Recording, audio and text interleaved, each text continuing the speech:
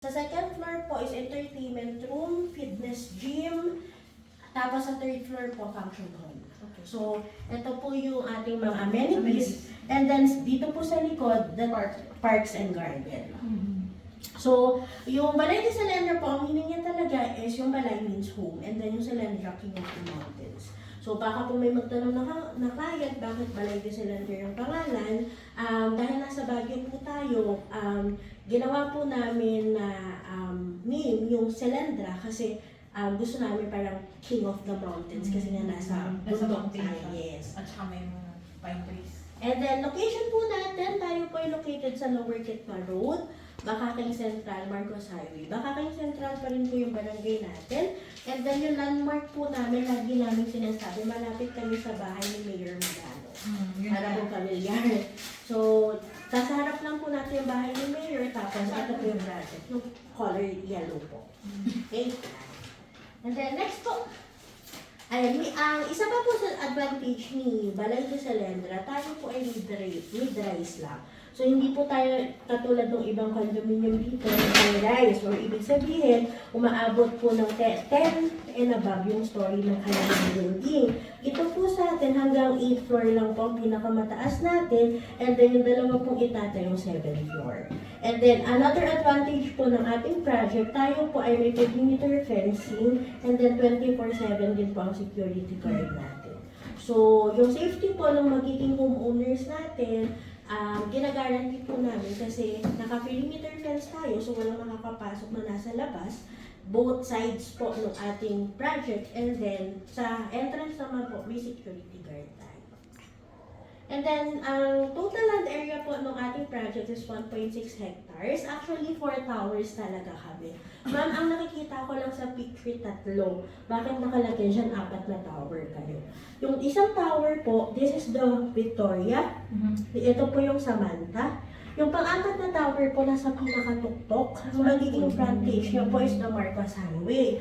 Pero this is under feasibility study pa po kasi yung terrain po ng lupa pag-aaralan pa namin kung kaya niya pong i-handle yung building. Kapag hindi po kayang i-handle ng terrain ng lupa, hindi po namin itutuloy yung construction.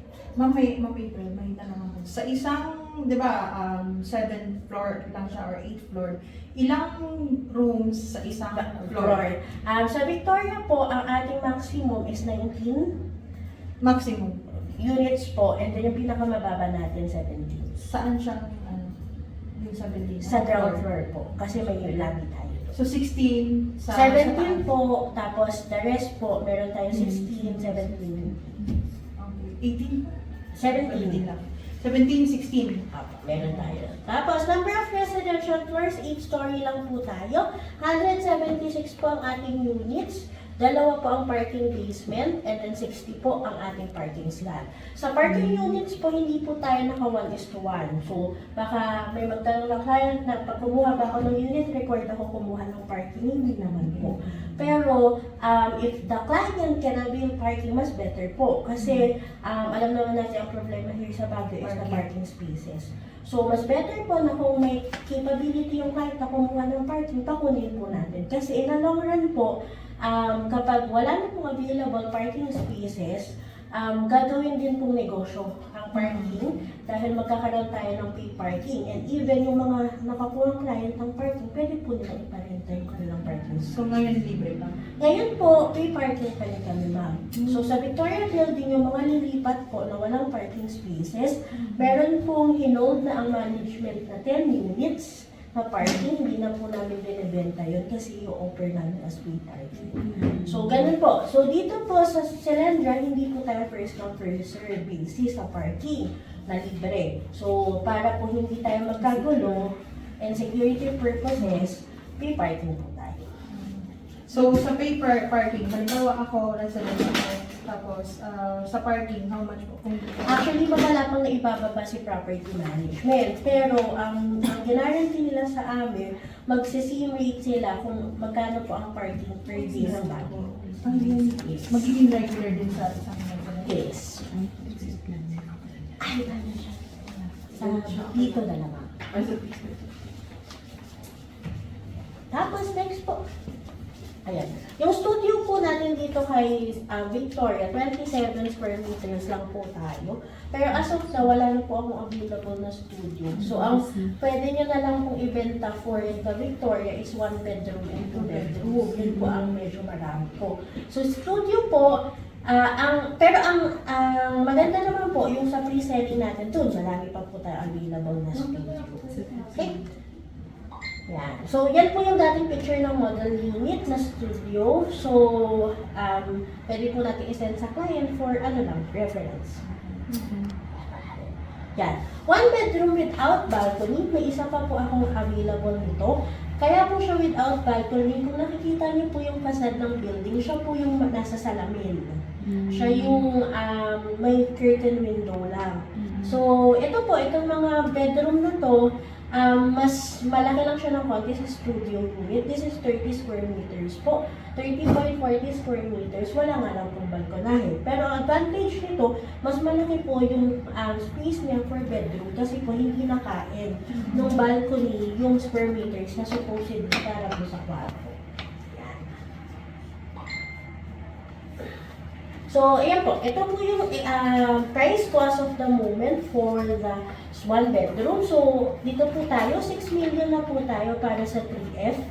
Ayan. So, 5 million po ang ating selling price.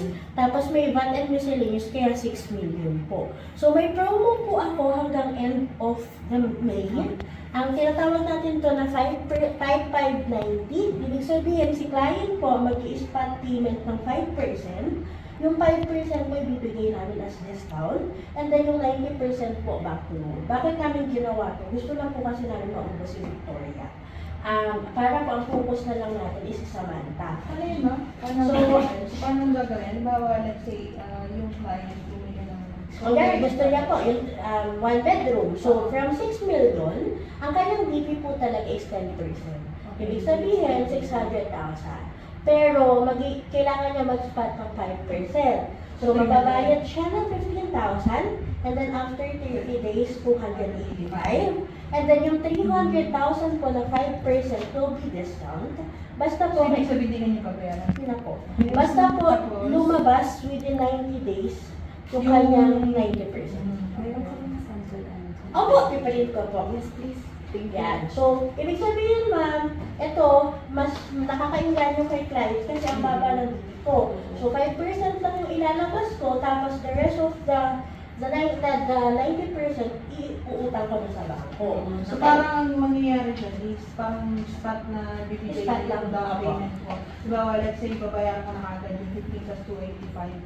Tapos after that, may naka-discount ako ng 300,000. Yes. After that, kailangan lang po natin maasikaso yung bangko. So, ang maganda rin po, itong 90% bank loan natin, ang accredited bank natin dito, si So, kung may client po kayo na ang gusto talaga is makalipat ka agad, mas better po na i-propose natin yung 5590 para po maliit lang ilalabas niya and then bank na agad. Then, next po, 2 bedroom po. Dalawa po yung sample ko ng 2 bedroom. Isa po 51. Yung 51 po, lahat ng nasa gitna. So, lahat po ng nasa gitna ang tawag dyan inner unit. Ang layout na po, pagpasok ng room, nasa gilid po. Ang kanyang bedroom, tapos provision for living and dining, tapos yung kanyang kitchen and then bathroom.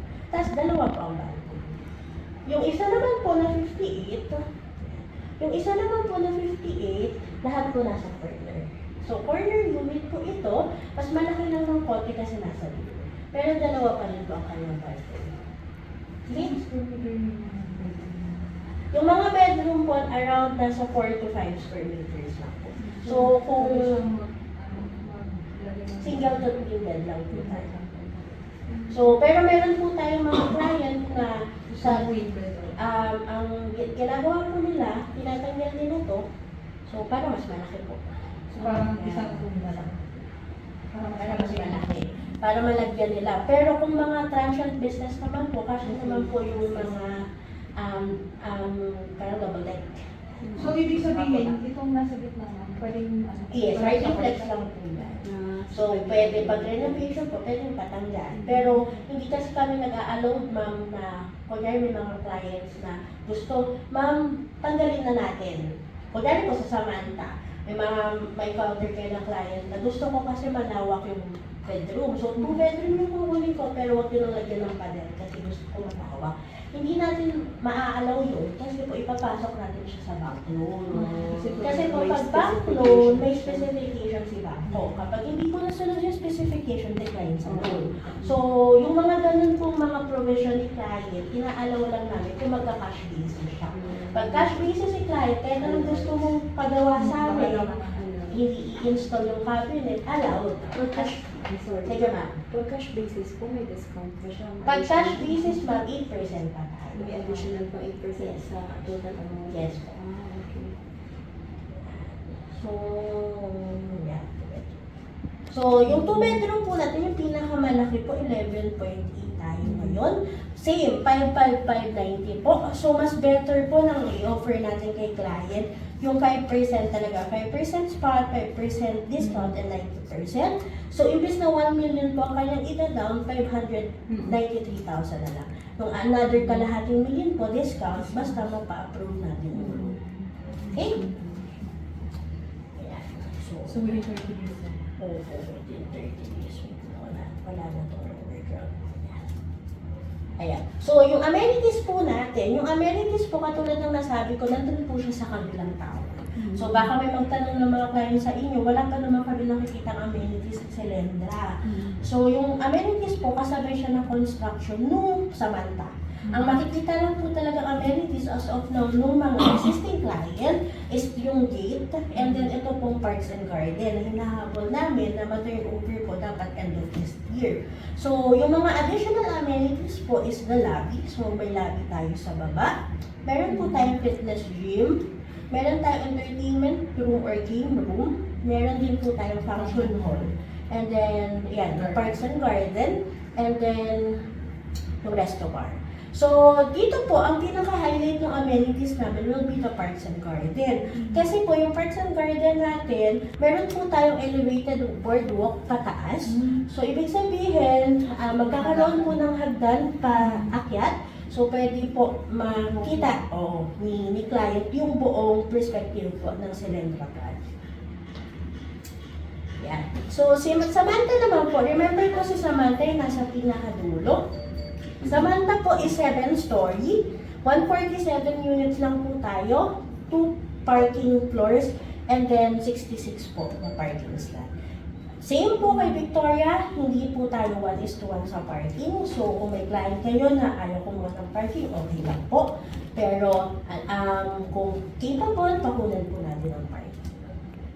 Okay, studio po is 29. So, nandyan po, actually, nagbago na yung aming size. 29.59 po ang Studio E. Ito po is nasa likod. Lahat po ng Studio A natin na 4.7 ang selling price, lahat po siya is facing sa likod. So, ito po ang view niya, yung likod po talaga. So, ang kanyang price po, kung makikita niyo, that's 4.7 po. And then, plus VAT and miscellaneous po, kaya 5.7 na siya. 20% DB po, 1.1, 15,000 reservation, 23,000 lang po tayo monthly for 48 months. So, ang ating down payment po ay tatagal ng 4 years. So, kung may mga client po kayo na magtatanong in the future, ma'am, paano kung yung client ko gusto taasan yung down payment? Kaya niyang mag-down ng 30,000, wala pong problema sa amin. Basta po, hindi bababa dapat nung kanyang monthly. Let's say kung gusto nang tapusin yung down payment. Yes. Meron kami mga client na nag-advance payment, kunyari 30,000 siya. Ang gusto niya 30,000, ang ginagawa po namin as is computation lang, magbayad lang si client ng 30,000. Kapag natapos niya yung 4 years, kung ano na lang po yung remaining balance, yun yung ibigay. Okay? Pero ito naman, Peter, halimbawa, si client, after 4 years, pwede na ba silang pag once na approve ng bank? Actually po, ang ating down payment is 4 years, pero mag-aantay pa rin po tayo ng 6 to 1 year. Kasi po, yung ating construction po talaga ng building, ang ating permits for Samantha is 5 years. So, ang ginawa po natin, 4 years for the down payment, and then another 1 year for waiting for loan approval. Kaya rin yung time frame po talaga natin. So parang bibigyan na lang natin ng sabihin natin deadline habang nagpapa-approve ka ng bank finance loan. Pwede pa siya magbayad. So pag once na-approve na ma'am, within that year, so, Yes po, mag-start na tayo ng turnover po. Wala. So, actually, ayaw po kasi namin mangyari kay Samantha yung nangyari ngayon kay Victoria. Si Samantha po kasi gusto namin, sana po bago 3 months, bago siya matapos ng down payment, inaasikaso na ng agent ang bank loan niya. Para po hindi ganun katagal yung hihintayin natin for loan approval. Kasi hindi rin natin alam kung gaano po katagal yung process ni banko. May isang banko, like BPI, kaya nilang mag-approve ng 1 month and then another 1 month lang for loan process. Pero para po kung ang client na nagmamadali, gusto na talagang makalipat, kung tayo na po ang building after 4 years, mas better po na i-process ka agad natin yung banko. Ma'am April, magkano kailangan kong income bago ako maka-apply? Actually po, yung 4.7, ay yung 5.7 po, yung gross po na kinakailangan lumabas sa payslip ng client nyo will be 90,000 to 100,000. That's Yung the sa gross. single na pa lang yan. Studio pa lang So po paano yun. yun yung mga, halimbawa, let's say 10 million na tinatala? Yung 10 million, safe to say po, around 200 to 250. That's gross. And make sure po, meron po kasi kami mga client ngayon na encounter sa Victoria. Lagi po natin tatandaan, kung may client tayo, check na po natin yung credit card history. Kasi sa bangko po, medyo mahigpit sila. May mga client po kami na dahil sa history ng credit card nila, hindi po na-approve yung loan. Kung meron po silang auto loan, make sure din po na mas mataas sa 100,000 yung income ng studio. Bakit? Kasi po nilaless yun ni bangko. Kung may auto loan po sila na hindi matatapos ng 4 years, for example, kailangan po nila ng additional co-borrower. Kasi madidecline po sila. Ganon. Or additional home loan. Kung yung seller po is pangalawa na sa kanilang purchase ng home loan, automatic po kailanganin nila ng co-borrower. Kasi po magbabawas na si bangko dun sa kanilang gross limit. So, ganun po. So, pag pre-assess po tayo ng client, hindi naman po masama magtanong ng mga ganun. Kasi po ngayon, i-encounter namin, 3 unit yung kinuha, decline. Anong gagawin namin? In-house financing. Ayaw naman po kasi namin yung mga client natin na i-undergo ng in-house. Kasi po, si bangko, ang kanyang interest is 7.5% lang. Sa in-house po, papatak sila ng 17%. So, so kawawa po yung kliyente. In the long run, tayo lang din po, kayo lang din po, masisisi kung hindi natin, sa prospecting pa lang, hindi natin na-assess ng maayos. Tapos po, yan, Studio B naman po lahat to nakaharap, meron din po sa likod. Medyo malaki lang po ito ng konti, 31 square meters. Ang pinagkaiba niya lang po, nasa 6.1 na po ang kanyang gross, ay ang kanyang TCP. Tapos 15,000 reservation pa rin po, 25,000 po ang kanyang monthly. And then 4.9 po ang bank finance. And the next po is 1 bedroom. Ang kagandahan po kay Samantha, lahat ng 1 bedroom natin may balkonahe na po. So, kahit nasa harap pa siya, yung kanyang, may balcony na. Kasi yan yung naging problem namin kay Victoria. Nahihirapan kami ibenta yung 1 bedroom na walang balcony kasi nga view ang haba ng mga So, 43 square meters na po, mas malaki ng konti. 8 million na po tayo sa 1 bedroom, 34,000 po tayo man. And then last but not the least po, yung 2 bedroom natin, lahat po siya corner. This is 10 million po. 2 million po ang DP niya, 25,000 ang reservation, 41,000 po tayo. Okay? So, yeah. Okay, Session. yung question ko kanina.